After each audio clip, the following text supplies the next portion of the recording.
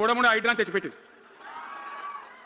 దానికి ఆ హైడ్రాకు ఆ పీసీసీ ప్రెసిడెంట్ అంటారు కానీ కాంగ్రెస్ కమిటీ అధ్యక్షుడు ఆయన నిజామాబాద్లో పోయి చెప్తుండ్రు, హైదరాబాద్లో హైడ్రా, నిజామాబాద్ కూడా తెప్పించాలి, నిజామాబాద్ నిద్ర, జగిత్యాల కూడా జిడ్డు అంటారు. నేను ఒక్కటే మాట మనం చేస్తాను, గ్యారంటీగా బీఆర్ఎస్ గవర్నమెంట్ వచ్చేది ఖాయం. మొట్టమొదటి రోజులనే ఈ హైడ్రాని ఎత్తి అవతల పడతామని చెప్పి మనం చేస్తాం. కేసీఆర్ గారు, అసలు హైడ్రా అనేది ఎందుకు వచ్చింది?